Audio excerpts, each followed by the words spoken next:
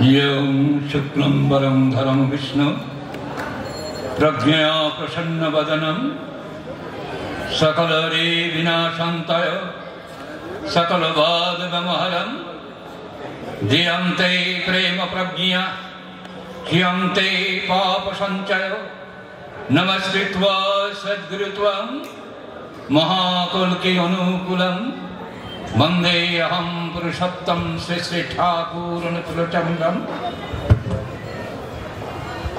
उपस्थित आजकेर सभार सभापति महोदय श्री श्री ठाकुर अनुकूलचंद्र सत्संगेर प्रेसिडेंट श्रद्धा विष्णुपद दास महोदय आजकेर এই সভায় সভাপতির আসন অলঙ্কৃত করেছেন।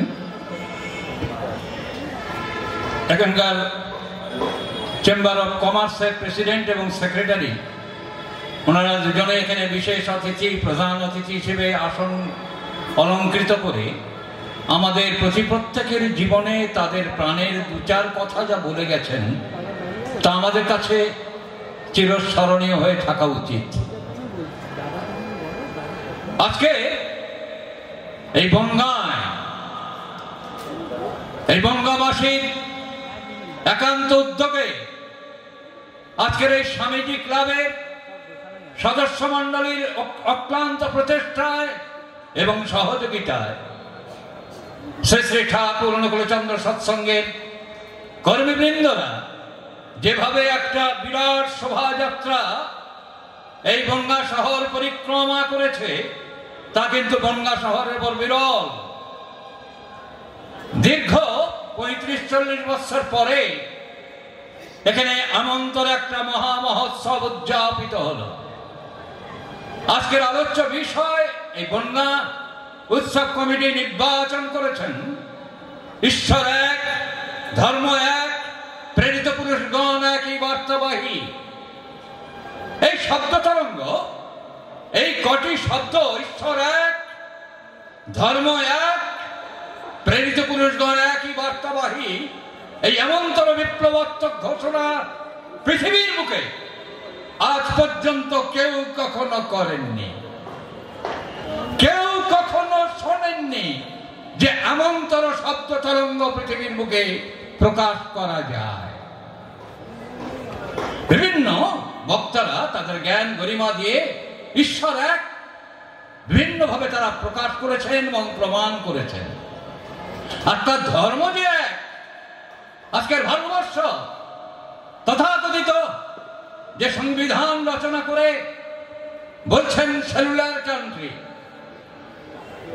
ধর্ম নিরপেক্ষ এই দেশ, ভুল কথা। ধর্ম বহু হলে তবে নিরপেক্ষতা আসে। ঈশ্বর যদি এক হয় তার ধর্ম চিরদিনই এক হবে। ঈশ্বর যখন দুই নয় তার ধর্ম কখনো দুই নয়। আজকের শোভাযাত্রায় যে প্রসেশন বেরিয়েছে পৃথিবীর বুকে আজ পর্যন্ত রামকৃষ্ণ, বুদ্ধ, যীশু, মোহাম্মদ, চৈতন্য, শ্রীরামকৃষ্ণ, শ্রী শ্রী ঠাকুর অনুকূলচন্দ্রের প্রতিকৃতি নিয়ে পৃথিবীর বুকে একটাই মাত্র সংস্থা, শ্রী শ্রী ঠাকুর অনুকূলচন্দ্র সংস্থা। সেই সংস্থা তারা কিন্তু প্রত্যেককে বরণ করে, স্মরণ করে, নিত্য প্রার্থনায় সকাল সন্ধ্যা উচ্চারণ করে রামকৃষ্ণ, বুদ্ধ, যীশু, মোহাম্মদ রূপায়িতম চৈতন্য রামকৃষ্ণানুকূলং পূর্বতরি পুরাণম শাশ্বতম বর্তমানম।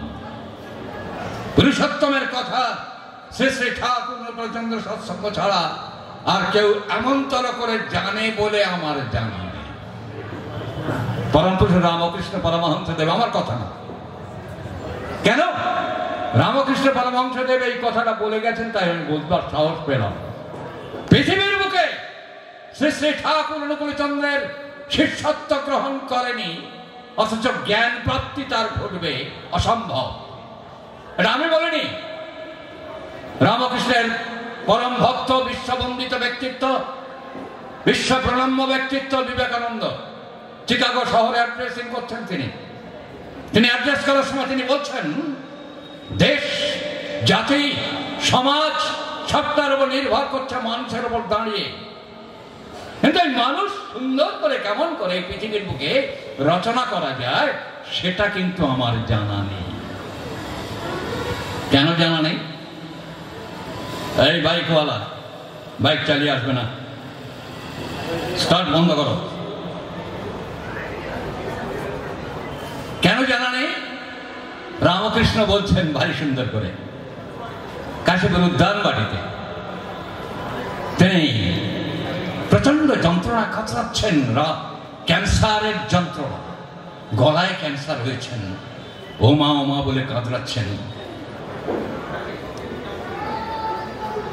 আমাদের বলরাম বসু মহোদয় ঠাকুরের পরম ভক্ত, তিনি তৎকালীন যুগের ভারতবর্ষের সর্বশ্রেষ্ঠ ডাক্তার মহেন্দ্রলাল সরকারকে বলছেন, অনুরোধ করছেন, আমার গুরুদেব পরমহংস রামকৃষ্ণ পরমহংস দেব তিনি ক্যান্সার যন্ত্রণায় ছটফট করছেন, আপনি যদি দয়া করে একবার গিয়ে তাকে চিকিৎসা করেন তাহলে আমি খুব ধন্য হব, সার্থক হব, আমার গুরুদেবকে যদি আপনি একটু চিকিৎসা করেন। মহেন্দ্রলাল সরকার বিশ্ববন্দিত ডাক্তার, তিনি বলছেন, দূর মশাই, আপনারা যাকে তাকে গুরুদেব বানিয়ে দেন, মনে হয় একটা চর মারি। এই নকল গুরুগুলো যারা ক্যান্সারের যন্ত্রণায় ছটফট করছে, দুনিয়ার ব্যথা হরণ করতে এসেছেন নাকি ব্যথাহারী ভগবান, যদি এত ব্যথায় কাতরাতে থাকে তাহলে তাকে যদি আপনারা গুরু বলেন, তাকে মনে হয় এক থাপ্পড় মারি। বলরাম বসু রেগে গেছেন, কিন্তু প্রকাশ করছেন না, গুরুর চিকিৎসার জন্য হাত জোর করে বলছেন, একবার চলুন, আপনার মতো মহান ডাক্তার কাশীপুর উদ্যান বাটিতে গিয়েছেন, রামকৃষ্ণ পরমহংস দেব বিছানার সঙ্গে লেপ্টে আছেন, যন্ত্রণায় কাতরাচ্ছেন, মা মা করে কাতরাচ্ছেন আধো উচ্চারণে। তার সেই যন্ত্রণা কেউ সহ্য করতে পারছে না, তার এই বেদনার আর্তি কেউ সহ্য করতে পারছেন না। ডক্টর মহেন্দ্রলাল সরকার গিয়েছেন, সঙ্গে সঙ্গে রামকৃষ্ণ পরমহংস দেব আৎস হয়ে উঠেছেন, যিনি একটু মাথা তুলতে পারছিলেন না, আৎস হয়ে উঠে বলছেন, ডাক্তারবাবু, আপনি আমাকে আগে চড় মারবেন না চিকিৎসা করবেন? আজকালকার মতো মোবাইল ছিল না যে বলরাম বসু রামকৃষ্ণ পরমহংসদেবকে মোবাইলে বলবে যে প্রভু ডাক্তার মহেন্দ্রলাল সরকার বলেছে 1 লাখ চড় মারবে। কিন্তু দিন দুনিয়ার মালিক ঠাকুর রামকৃষ্ণ পরমহংসদেব, বিশ্বের যিনি কল্যাণের জন্য এই পৃথিবীর বুকে অবতীর্ণ হয়েছেন, সেই রামকৃষ্ণ পরমহংসদেবের এই পৃথিবীর কিছু অজানা নেই। আগা গোড়া পাঁচতলা, তিনি রাম, তিনি কৃষ্ণ, তিনি বুদ্ধ, তিনি যিশু, তিনি রামকৃষ্ণ, তিনি রসুল, সব অবতারের অবতারী ঠাকুর রামকৃষ্ণ পরমহংসদেব। অবাক হয়ে গেছেন মহেন্দ্রলাল সরকার, ইনি কে? আমি ওখানে এই কথা উচ্চারণ করেছি, আর এখানে এই প্রভু রামকৃষ্ণ আমার কথা জেনে আমাকে এই কথা বলছেন। চমকে উঠেছেন, মাথা নত করে দিয়েছেন। রবীন্দ্রনাথের কথায়, মাথা নত করে দাও হে তোমার চরণ ধুলার তলে। এই পুরুষোত্তম রামকৃষ্ণ পরমহংসদেব যন্ত্রণায় কাতরাচ্ছেন। একদিকে বিবেকানন্দ, ব্রহ্মানন্দ, ভেদানন্দ, শারদানন্দ প্রমুখ ভক্তরা, একদিকে বলরাম বসু, রামচন্দ্র দত্ত, গিরিশ ঘোষ, সবাই বসে ঠাকুরের জন্য প্রার্থনা করছেন। আর তার মধ্যে মহামতি বিবেকানন্দ, বিশ্ববন্দিত বিবেকানন্দ, তিনি ভাবছেন তিনি ব্যথাহারী ভগবান, তিনি যদি ব্যথায় এত কাতরাতে থাকেন তাহলে তিনি কি ভগবান? এই সন্দেহ, এই অবিশ্বাস, এই অবিশ্বাস এবং সন্দেহ দিয়ে কখনো ভগবানকে উপলব্ধি করা যায় না। সঙ্গে সঙ্গে দিন দুনিয়ার মালিক রামকৃষ্ণ পরমহংসদেব একটু মাথাটা তুলে বলছেন, আরে নরেন, তোর এখনো সন্দেহ গেল না? তুই এখনো আমাকে সন্দেহ করিস? ত্রেতায় রাম, দাপরের কৃষ্ণ, এক আধারে রামকৃষ্ণের শালা, তোর বেদান্তের দিক থেকে না, অর্থাৎ তোর জ্ঞান গরিমা, তোর ইন্টেলেকচুয়ালিটি দিয়ে তুই কিন্তু কিছুতেই আমাকে বুঝতে পারবি না। আমাকে বুঝতে গেলে ভালোবাসা দিয়ে বুঝতে হয়, ভক্তি দিয়ে বুঝতে হয়, মমতা দিয়ে বুঝতে হয়, কারণ আমি মমতার মূর্ত প্রতীক। মমতা মানে মমতা, অর্থাৎ আমার সবটাই আমার। ঠাকুর রামকৃষ্ণের বিবর্তনে, ছন্দে বিবর্তনের দ্বারাবে পুরুষোত্তম শ্রী শ্রী ঠাকুর অনুকূলচন্দ্র তিনি আবির্ভূত হয়েছেন এই ধরার বুকে। তার কাছে গিয়েছেন একজন বিখ্যাত সাংবাদিক চপলাকান্ত ভট্টাচার্য। তিনি গিয়ে বলছেন, ঠাকুর আপনার এই কর্মকাণ্ড বিশাল ব্যাপার, আপনি যদি একবার প্রেস কনফারেন্স করে পৃথিবীর বুকে জানিয়ে দেন আপনার এই সেবা, ভালোবাসা, আপনার এই কর্মকাণ্ড, আপনার এই বিজ্ঞান গবেষণা, এই ধর্মের মধ্যে যেমন সেবা পরিচর্যা আছে, সেটা যদি একবার আপনি সাংবাদিক সম্মেলন করে জানিয়ে দেন, সারা পৃথিবীর মানুষ জেনে যাবে। ঠাকুর অনুকূলচন্দ্র বিশ্বের মালিক, দিন দুনিয়ার মালিক, তিনি গুরুত্ব দিয়েছিলেন জানেন, আপনার ছাওয়াল পাওয়ালেদের কোনোদিন জ্বর টর হয়েছিল নাকি? বলছেন, হ্যাঁ ঠাকুর, এই তো কয়েকদিন আগে আমার ছেলের জ্বর হয়েছিল, 1 মাস প্যারাটাইফয়েডে ভুগেছে। রাতে দিনে আমি রাতের বেলা আমার স্ত্রী এই ঘন্টা 2 ঘন্টা করে পালা করে করে মাথায় জলপট্টি দিতাম। 1 মাস ধরে এইসব দিয়ে দিয়ে আমার ছেলে এখন সুস্থ হয়েছে। আরে সাংবাদিক সম্মেলন করে জানাননি যে আপনারা স্বামী স্ত্রী মিলে রাত দিন জেগে আপনার ছেলেকে সেবা করেছেন, এটা জানাননি? বলছেন, না ঠাকুর, ও তো আমার ছেলে, আমি তাদের সেবা করব, এর জন্য আবার সাংবাদিক সম্মেলন করে জানাই কি করে? বলছে, তাই নাকি? আপনার ছাওয়াল পাওয়াল বলে আপনি জানাবার পাচ্ছেন না। এই দুনিয়াটা আমার কাছে কেউ পর নেই, এই জগৎটা আমার আপন। এই এক ব্যক্তিত্ব না হলে কিন্তু জগৎকে কখনো আপন ভাবতে পারে না। তাই আমরা নিত্য বলি, একামেবাদ দ্বিতীয়ম শরণম, পূর্বেশামাপুরৈতার প্রবুদ্ধারীশায় শরণম, তদ্বর্তানুবর্তেনপি তরঃ শরণম, সত্ত্বানুগুণাবর্ণাশ্রমা শরণম। এই উচ্চারণগুলো, এই মন্ত্রের উচ্চারণগুলো আজকের পৃথিবীর বুকে বিরল হয়ে যাচ্ছে, আজকে হারিয়ে যাচ্ছে। আজকে সৎসঙ্গের নামে আমরা কিন্তু এই পঞ্চবরী সপ্তাহটি আমরা পালন করছি না, এই বিধি বিধানের বাইরে আমরা চলছি। আজকে রামকৃষ্ণ, বুদ্ধ, যিশু, মোহাম্মদ, চৈতন্যের কথা আমরা কেউ উচ্চারণ করছি না, রামকৃষ্ণের কথা। এই রামকৃষ্ণ কি বললেন? আমি আমার সব জ্ঞান দিয়ে গেলুমনি, জ্ঞানের চাবিকাঠিটা আমি গাঁটি করে নিয়ে চলে যাচ্ছি। আমি যাবো আর আসবো, ভারতের উত্তর পূর্বে আমার দেহ হবে, আমি এসে আমার জ্ঞানের চাবিকাঠি আমি খুলে দেব, সমস্ত জ্ঞান ভান্ডার আমি উজাড় করে দেবো এই পৃথিবীর বুকে। তাহলে রামকৃষ্ণ পরমহংসদেব বলছেন, আমার জ্ঞান আমি দিয়ে গেলুম না, আমি গাঁটি করে জ্ঞানের চাবিকাঠিটা নিয়ে যাচ্ছি। তাহলে আমরা যারা সব আছি, আমরা কি জ্ঞান পেয়েছিলাম? রামকৃষ্ণকে ধরার পরে কিন্তু জ্ঞান। ওই জন্যে বিবেকানন্দ কনফেশন দিচ্ছেন, আমি জানি দেশ, জাতি, সমাজ সবাইকে রক্ষা করতে গেলে একজন চাই, কিন্তু তার জন্য মানুষ চাই, কিন্তু মানুষ কি করে তৈরি হবে তা কিন্তু আমার জানা নাই। মানুষ কি করে, চিকাগো শহরে তিনি যখন ভাষণ দিয়েছিলেন, সেখানে কিন্তু এই উক্তিটা ছিল, আপনারা পড়ে নেবেন বিবেকানন্দের জীবন ও বাণী রচনার মধ্যে। তাহলে আজকে আমরা কোথায় দাঁড়িয়ে আছি? অজানার অন্ধকারে আমরা সবাই ঘুরপাক খাচ্ছি, অথচ এই বনগাঁবাসী, আজকের বনগাঁ শহরের ওপর যে মহতি মহোৎসব উদযাপিত হলো, জনগণ কল্যাণের জন্য যে উৎসবের আয়োজন করলো, আজকের বনগাঁবাসী কিন্তু এলো না। কিন্তু কেন এলো না?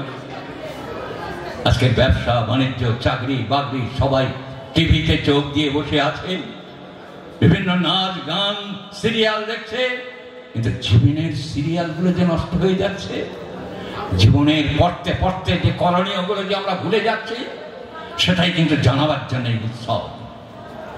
আমি বলিনি, মহামতি বিবেকানন্দ তিনি ভারী সুন্দর করে বলছেন, বাংলায় মড়ক জেগেছে, এই মড়ক যখন জেগেছে তখন ব্রহ্মানন্দ তার নেতৃত্বে তিনি প্রায় 400-500 খানা লঙ্গরখানা খুলে দিয়েছেন সারা বাংলায়।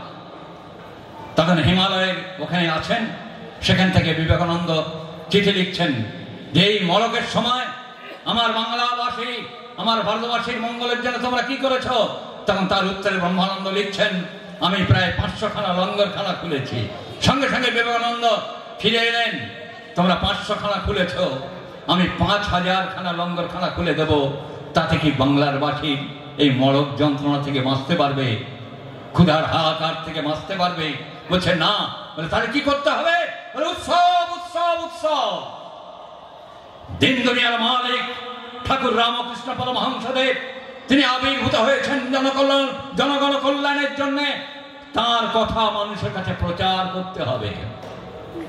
আজকের বনগাঁবাসী ডক্টর প্রভাত কুমার সরকার তার সমস্ত সহকর্মীদের নিয়ে, ঋত্বিক, অধৈর্য, যাদব, উদ্গাতা মন্ডলীদের সঙ্গে নিয়ে এই যে মহতি মহোৎসবের আয়োজন করলেন, এই প্রত্যেকটা জনগণকে জীবনের কথা, জীবনের যাতনার মধ্যে মরণের যে হুঙ্কার, আর সেই মরণের হুঙ্কারের মাঝে জীবনের আনন্দকে বিতরণ করার জন্যে পুরুষোত্তম শ্রী শ্রী ঠাকুর অনুকূলচন্দ্র আবির্ভূত হয়েছে। এইটাই বনগাঁবাসীকে জানান দেওয়ার জন্য এই মহতি মহোৎসবের আয়োজন। সেই উৎসবে আপনারা যোগদান করেছেন, ইচ্ছায় অনিচ্ছায়। যারা দূরে থেকে শুনছেন, এখানে কত জ্ঞানী গুণী বিশিষ্ট মানুষগুলো এখানে অতিথি অভ্যাগত হয়ে এসেছেন। আমার আগে অধ্যাপক অমলেন্দু চট্টোপাধ্যায় মহোদয়, তিনি আপনাদের সামনে অত্যন্ত হালকা চালে অনেক দামি দামি মূল্যবান কথাগুলো বলে গেছে, সেটা কিন্তু আমরা গ্রহণ করতে পারিনি। আমার পরে আমাদের সংঘের সভাপতি মহোদয় আছেন, তিনি একজন হাই স্কুলের শিক্ষক, অত্যন্ত জ্ঞানী মানুষ, পণ্ডিত মানুষ। তিনি আপনাদের সামনে আপনাদের কাছে প্রভুর কথা বিতরণ করবেন।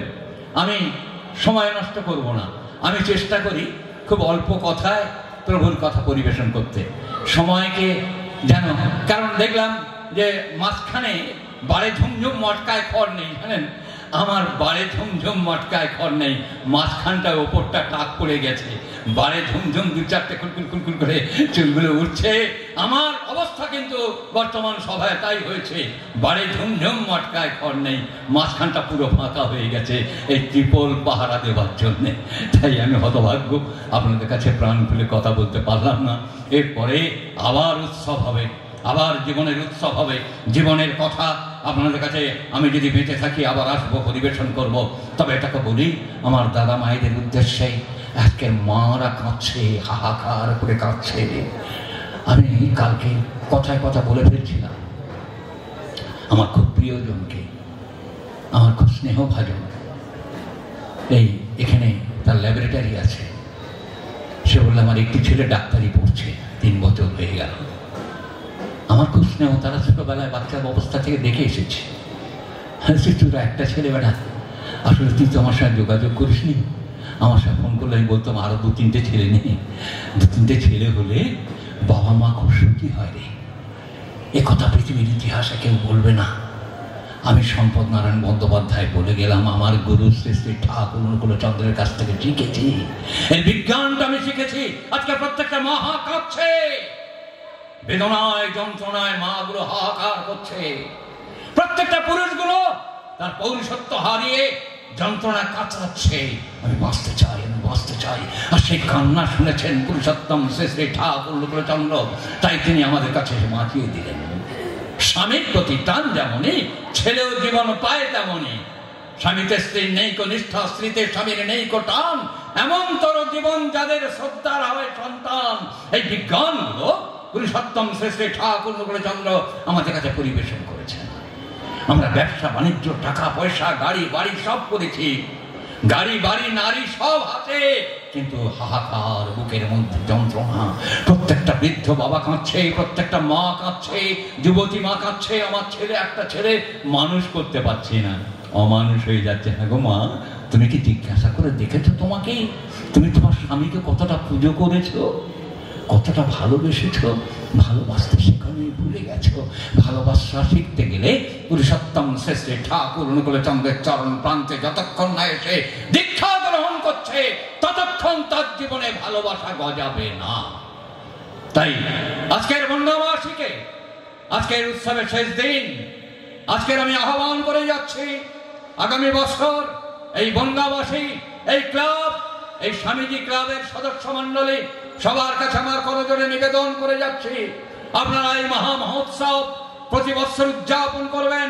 প্রত্যেকটা মানুষের উৎসব, প্রত্যেকটা মানুষের জনগণ মঙ্গলের উৎসব, প্রত্যেকটা জীবনের উৎসব, প্রত্যেকটা জীবনকে আনন্দ দেওয়ার উৎসব।